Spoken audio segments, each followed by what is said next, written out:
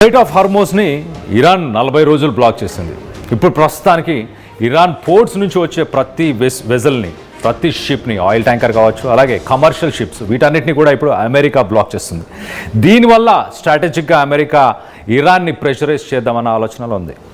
ఎంత నష్టపోయే అవకాశం ఉంది ఇరాన్, ప్రతిరోజు ఎంత నష్టపోయే అవకాశం ఉంది, అండ్ ఎన్ని రోజుల్లో ఇరాన్కి సంబంధించిన ఆర్థిక వ్యవస్థ కుప్ప కూలిపోబోతుంది అన్న దాని గురించి డీటెయిల్గా మాట్లాడుకునే ప్రయత్నం చేద్దాం. ఒక్కొక్క పాయింట్ విశ్లేషించే ప్రయత్నం చేద్దాం. మొదటగా మనం చూస్తే కనుక ఇరాన్కి సంబంధించిన ఆర్థిక వ్యవస్థ ఒకసారి చూస్తే ఒక్కరోజు సుమారు 4,000 కోట్లు, ఒక్కరోజు 4,000 కోట్లు నష్టపోతుంది. ఎలా? ఇటు ఎక్స్పోర్ట్స్, ఇంపోర్ట్స్, ఇరాన్కి రావాల్సిన ఇంపోర్ట్స్ కావచ్చు, ఇరాన్ చేస్తున్న ఎక్స్పోర్ట్స్ కావచ్చు, ఇవి సుమారు ఇటు $435 మిలియన్, అంటే మన ఇండియన్ కరెన్సీలో 4,000 కోట్లు.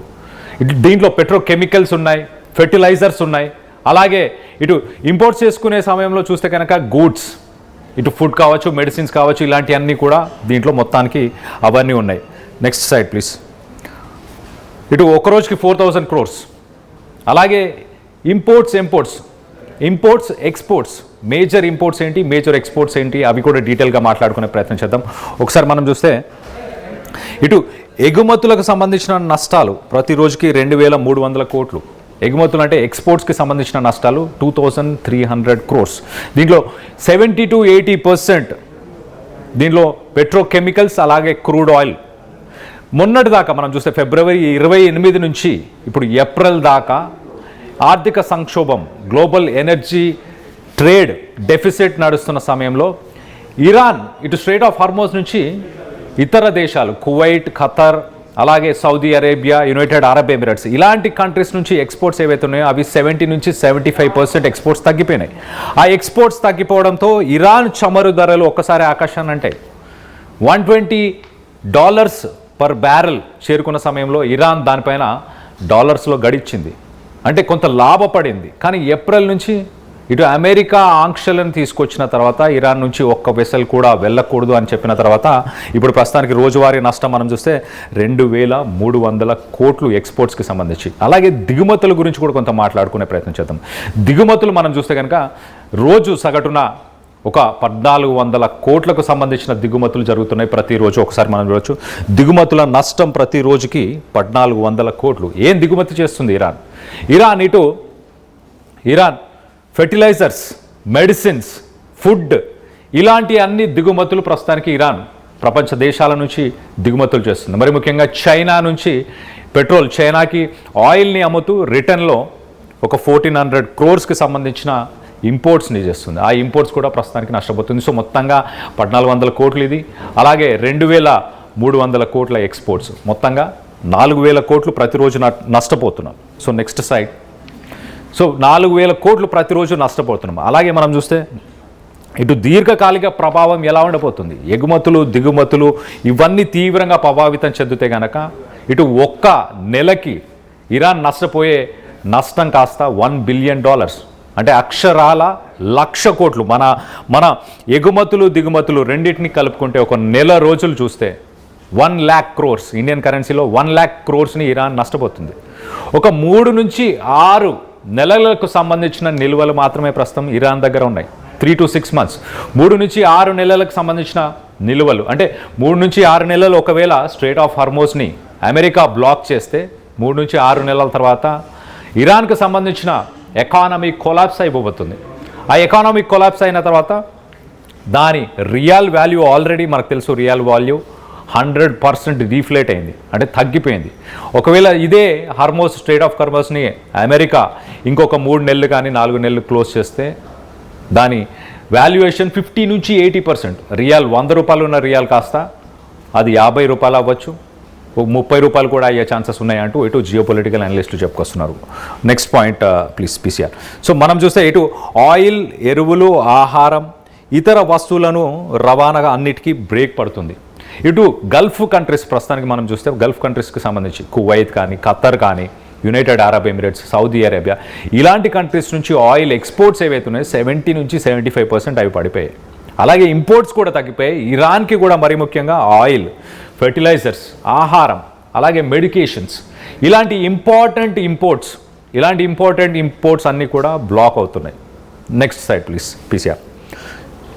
సో హర్మోజ్ గుండా మనందరికి తెలిసిందే 20% ఆయిల్ ఎక్స్పోర్ట్స్, ప్రపంచం మొత్తానికి 20% ఆయిల్ ఎక్స్పోర్ట్స్ జరుగుతున్నాయి. దీంట్లో ఎక్కువ శాతం అంటే ఇరాన్ నుంచి ఈ బ్లాకేడ్ ఎప్పుడైతే జరిగిందో అప్పటి నుంచి ఇరాన్కి సంబంధించిన ఆయిల్ ఎక్స్పోర్ట్స్ పెరిగాయి.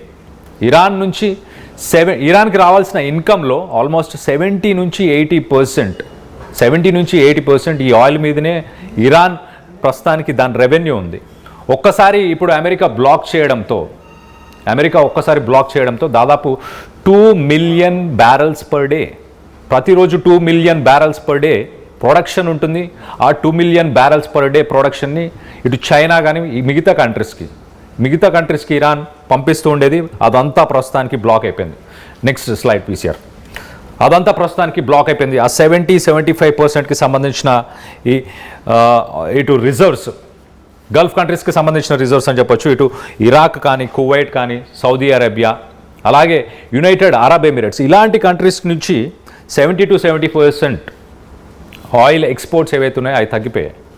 గల్ఫ్ దేశాలు, మరో పక్కన గల్ఫ్ దేశాలతో పాటు ఇటు ఇరాన్, ఒకసారి మన ఇరాన్ పరిస్థితి చూస్తే ఇరాన్లో 2 మిలియన్ బ్యారల్స్ పర్ డే ప్రతిరోజు ఆయిల్ ప్రొడక్షన్ అవుతుంది. ఆ ఆయిల్ని ప్రస్తుతానికి ఎక్కడ స్టోర్ చేయాలి?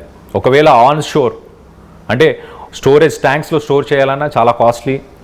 At the same time of షోర్ అంటే సముద్రం పైన కూడా నిల్వలని ఉంచాలన్నా కూడా ఇప్పుడు ఇరాన్కి అది చాలా కాస్ట్లీగా మారిపోతుంది. సో ఆయిల్ ప్రొడక్షన్ని తగ్గించుకోబోతుందా?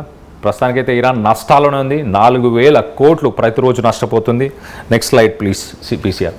4,000 కోట్లు ప్రతిరోజు నష్టపోతుంది. అలాగే 60 నుంచి 70% ప్రస్తుతానికి ప్రభుత్వానికి సంబంధించిన ఆదాయం అంతా కూడా, ఇరాన్ ప్రభుత్వానికి వచ్చే ఆదాయం అంతా కూడా ఈ ఆయిల్ ద్వారానే వస్తుంది.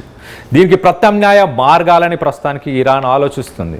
వేరే టెర్మినల్స్ నుంచి ఆయిల్ని ప్రపంచ దేశాలకి ఎక్స్పోర్ట్ చేయాలి, స్ట్రెయిట్ ఆఫ్ హార్మోజ్ని ఎలా బైపాస్ చేయాలి అన్న ఉద్దేశంతో ప్రస్తుతానికి కొట్టుమిట్టాడుతుంది ఇరాన్ అని చెప్పొచ్చు. అమెరికా ఒక రకంగా పై చేయిని సాధించింది. ఇరాన్ స్ట్రెయిట్ ఆఫ్ హార్మోజ్ని ఒక 40 రోజులు అది హోల్డ్ చేసినా కానీ ఇటు ప్రస్తుతానికి అమెరికా బ్లాక్ చేయడం వల్ల జస్ట్ ఒక వారం రోజుల్లోనే దాని ఇంపాక్ట్ ఇరాన్ పైన చాలా ప్రభావితం చూపించబోతుంది. Next side please PCR. మరో పక్కన 60-70% ఇన్కమ్ ఆగిపోయింది. అలాగే ఇటు ఎక్స్పోర్ట్స్, ఇంపోర్ట్స్ పూర్తిగా ఒక్కసారి డీటెయిల్స్ కూడా చెప్పే ప్రయత్నం చేస్తాం. ప్రస్తుతానికి ఫిబ్రవరి దాకా $115 మిలియన్ అంటే సుమారు మన కరెన్సీలో 1,000 కోట్లకు సంబంధించిన రెవెన్యూ ఫిబ్రవరిలో ఉండే. దాని తర్వాత ఎప్పుడైతే స్ట్రెయిట్ ఆఫ్ హార్మోజ్ని క్లోజ్ చేశారో అప్పుడు దాని తర్వాత ఒక్కసారిగా లాభాల్లోకి వెళ్ళింది ఇరాన్. $139 మిలియన్ అంటే సుమారు 1,400 కోట్ల లాభాలను గడిస్తుండే ప్రతి నెల, ప్రతిరోజు. దాని తర్వాత ఇటు ఇరాన్ గల్ఫ్ దేశాలన్నీ ఆయిల్ని సరఫరా చేయలేని సమయంలో ఆయిల్ సరఫరా చేసి అధిక లాభాలను గడించింది. ఇప్పుడు అమెరికా దానికి చెక్ పెట్టి అమెరికా అదే విషయానికి ఇరాన్కి రెవెన్యూని, ఎకానమీని ఎలాగైనా దెబ్బతీస్తే తమ దారికి వస్తుందన్న ఉద్దేశంతో అమెరికా ఈ డెసిషన్ తీసుకుంది. రానున్న 1-2 రోజుల్లోనే ఇటు ఇస్లామాబాద్, జెనీవా ఈ 2 లొకేషన్స్లో ఏదో ఒక లొకేషన్లో అమెరికా అలాగే ఇరాన్ ఈ రెండింటికి సంబంధించిన మీడియేషన్ టాక్స్, పీస్ టాక్స్ జరగబోతున్నాయి. ఇరాన్ ఇటు చర్చల్లో పాల్గొంటున్న సమయంలోనే శనివారం రోజు ఇటు అమెరికాకు సంబంధించిన వార్షిప్స్ని స్ట్రెయిట్ ఆఫ్ హార్మోజ్కి పంపించడం జరిగింది. దాని తర్వాత ఇప్పుడు దాన్ని పూర్తిగా బ్లాక్ చేసేశారు. సో ఇరాన్కి ఎలాగైనా ప్రెషరైజ్ చేసి ప్రపంచ దేశాలు దానికి హెల్ప్ చేయకుండా చేసి, మరో పక్కన చైనా ఎలాంటి వెపన్స్ సప్లై చేసినా ఏం చేసినా వాటన్నిటినీ కూడా అమెరికా ప్రతిఘటించింది. తీవ్రమైన పరిణామాలు ఇటు చైనా కూడా ఎదుర్కోవాల్సిన అవసరం ఉంటుంది ఒకవేళ హెల్ప్ చేస్తే, వెపన్స్ సప్లై చేసిన. స్పైస్ శాటిలైట్, చైనాకు సంబంధించిన ఒక స్పైస్ శాటిలైట్ని యూజ్ చేసి ఇటు ఇరాన్ అమెరికాలో అమెరికన్ బేసెస్ని కూడా టార్గెట్ చేసినట్టు తెలుస్తుంది. సో దీని మీద అమెరికా ఎలా రియాక్ట్ అవ్వబోతుంది అన్న దానిపై కొంత హై టెన్షన్ అయితే నెలకొని ఉంది. రానున్న 1-2 రోజుల్లోనే చర్చలు జరగబోతున్నాయి. మరి ఇరాన్ ప్రతిరోజు అది నష్టపోతున్న దాదాపు 4,000 కోట్లు, అలాగే ఒక నెలకి నష్టపోతుంది దాదాపు 1,00,000 కోట్లు. ఈ 1,00,000 కోట్ల నష్టాన్ని ఇరాన్ ఎన్ని రోజులు భరించే అవకాశం ఉంది? రానున్న రోజుల్లో ఏం జరగబోతుంది అన్న దానిపై ఉత్కంఠం అయితే నెలకొని ఉంది. దీనికి సంబంధించి మీరేమనుకుంటున్నారు? మీ అభిప్రాయాలని కింద కామెంట్ రూపంలో తెలియపరచండి.